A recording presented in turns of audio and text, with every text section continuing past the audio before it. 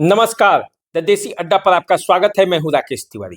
देखिए, आज बंगाल का चुनाव परिणाम आने वाला है।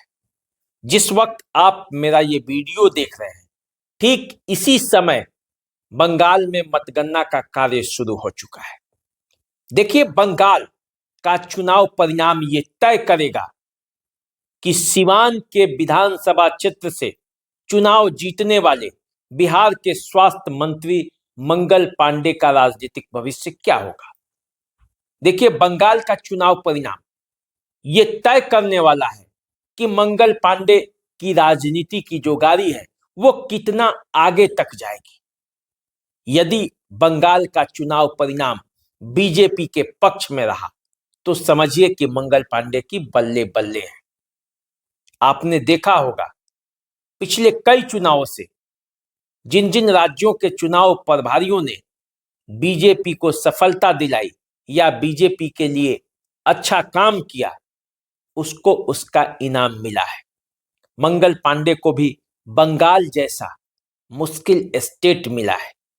वहां के चुनाव प्रभारी हैं वो, और जब उनके कंधे पर बंगाल की जिम्मेवारी है और बंगाल में यदि आज सफलता मिलती है तो समझिए कि मंगल पांडे की राजनीति किस गति से आगे बढ़ेगी।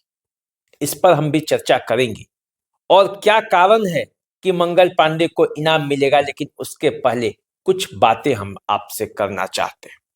देखिए, आज बंगाल के चुनाव परिणाम होने वाले हैं। पता चलने वाला है कुछ देर में ही कि बंगाल में क्या होने वाला है। बंगाल में ममता बनर्जी का डंका बजेगा या बीजेपी इतिहास रचते हुए पहली बार बंगाल में अपनी सरकार बनाएगी। ये सब कुछ आज तय हो जाएगा। चुनाव जिस तरह से बंगाल में हुए, जिस शक्ति के साथ, जिस तरह से चुनाव आयोग ने कड़ा रुख अपनाया और जिस तरह के परिदृश्य बंगाल के चुनाव में इस बार दिखे हैं, उसमें असमंजस है।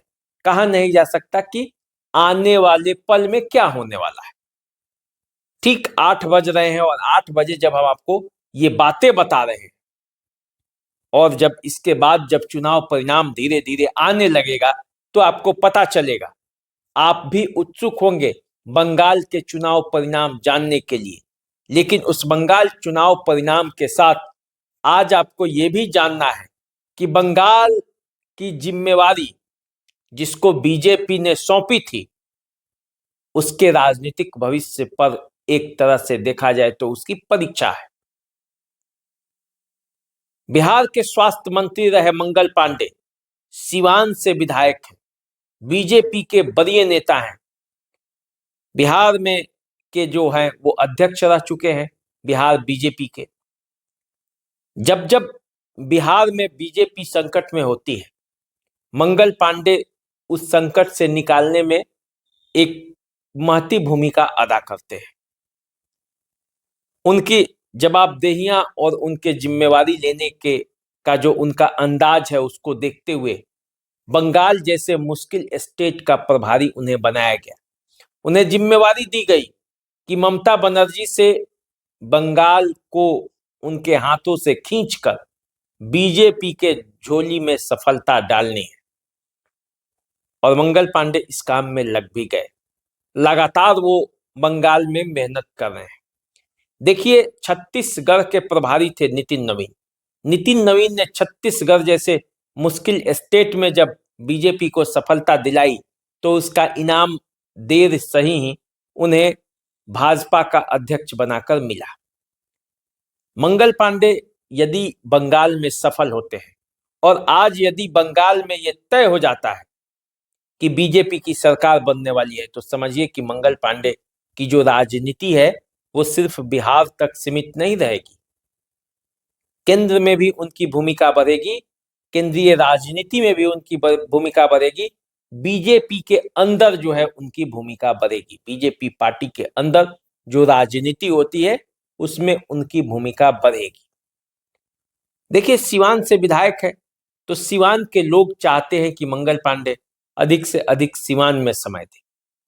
लेकिन वो सिवान में तो रहते ही हैं, वो बिहार की राजनीति में भी महत्वपूर्ण भूमिका अदा करते हैं और बंगाल का जो चुनाव जब से आया है तब से वहां कड़ी मेहनत कर रहे हैं और उस मेहनत का नतीजा भी इस बार दिख रहा है। जिस तरह का बंगाल में माहौल बना है वो आने वाले समय में पता चलेगा कि उस माहौल का कितना लाभ बीजेपी को मिल रहा है। गिनती शुरू है, लेकिन इस गिनती शुरू होने के बाद अब चुनाव परिणाम जैसे जैसे आएंगे पता चलेगा। लेकिन ये तय है कि बंगाल का चुनाव परिणाम ये तय करेगा कि मंगल पांडे का राजनीतिक भविष्य जो है वो कितना आगे जाने वाला है। यदि बीजेपी की सरकार नहीं भी बनती है बंगाल में, तो भी यदि टक्कर और मुकाबले में बीजेपी रहेगी, केंद्रीय टीम को ये लगेगा कि मंगल पांडे ने अपने जो करिश्माई जो उनका अंदाज है उससे उन्होंने बंगाल में अपना प्रभाव छोड़ा है, पार्टी को मजबूती दिलाई है, पार्टी को जीत दिलाई है, तो समझिए कि उनकी भूमिका बढ़ जाएगी। वैसे जब जब लोगों ने मंगल पांडे को कमजोर समझा है, हवाई नेता समझा है, तब तब मंगल पांडे ने अपने आप को साबित किया है। आज तक वो विधान परिषद के वो सदस्य ही बनते थे।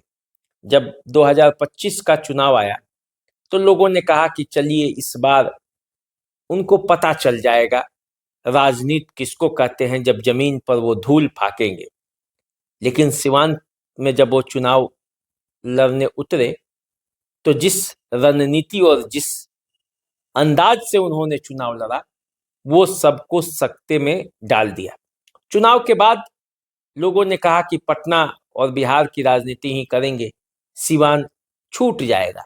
लेकिन जिस तरह से वो सिवान के घर घर और लोगों से संपर्क रखा, अपने कार्यकर्ताओं को जोड़े रखा, वो अपने आप में एक आने वाले समय में उनकी उपस्थिति को मजबूत करेगी।